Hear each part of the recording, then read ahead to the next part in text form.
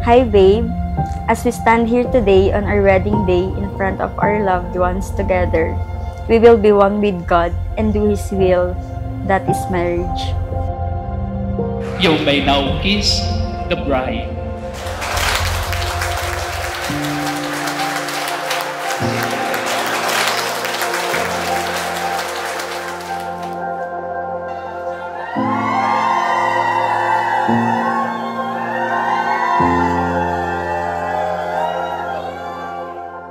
Salamat, ikaw yung binigay ni Lord na mamahaling kong babae at makakasama ko sa hirap at ginawa.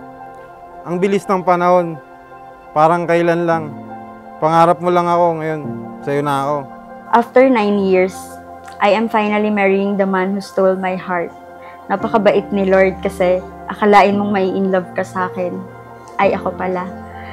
Ako nga pala yung na-love at first sight sa'yo. Totally, totoo, hindi naman ako nanligaw eh.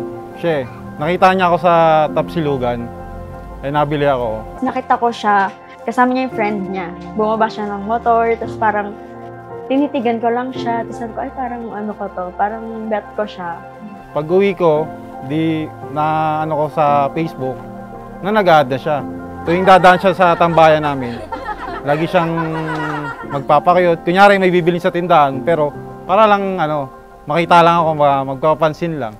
The day that I met you, the world had just spit me out. On my way to the bar, sure I'd never be found. Salamat sa lahat. Thank you sa laging pagsuporta sa akin, sa mga gift, lahat. Thank you. At sana masaya. Hindi ako iyak. Hindi ako showing tao. Pero alam niyo yung gano'n ko siya kamahal. Hindi ako nagpapakita ng emosyon. Hindi ako romantikong tao. Fall into me, and I'll catch you, darling. We'll dance in the street like nobody's watching. It's just you and me, and the song on repeat in my head, playing over and over. I'm drunk on your voice, high on the moment. I'd fall for you twice.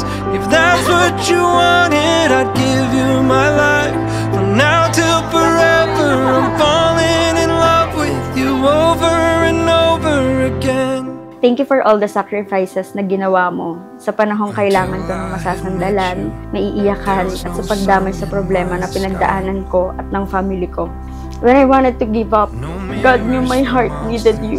You never left me, even at my lowest point. You never failed to make an effort. Di man alam ng lahat yung struggles na pinagdaanan natin. Nagpapasalamat ako kay Lord kasi lahat ng hirap na nagpasa natin.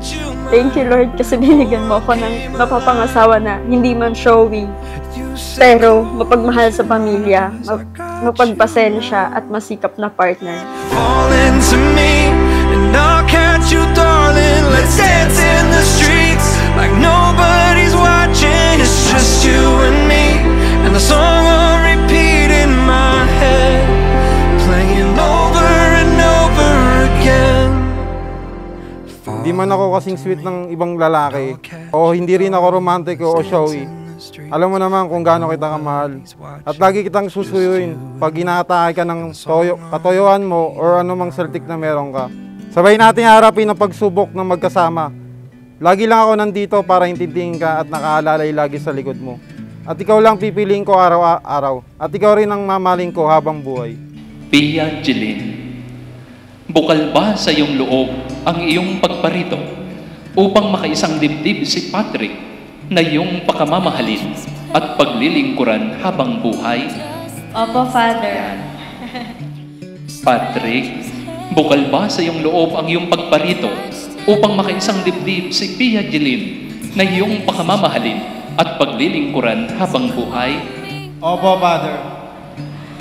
Kayong dalawa, nakahanda po ba kayong gumanap sa inyong pananagutan sa simbahan at sa bayan na umaasang inyong aarugain ang mga supling na ipagkakaloob ng poong may kapal upang sila ay inyong palakihin bilang mabubuting mamamayan Kristiyano? Opo, Father. I was made for loving you, even though we maybe hopeless hearts just passing through. Every bone screaming, I don't know what we should do. All I know is, darling, I was made for loving you. Please don't go. I've been waiting so long. Oh, you don't even know me at all, but I was meant for loving you. I promise to love you with everything I am, and not to leave you even at your lowest point. I promise to keep our lives exciting, adventurous, and full of passions. I vow to love you unconditionally, to choose you every day, and to honor the sacred bond we share for now and for always. I love you.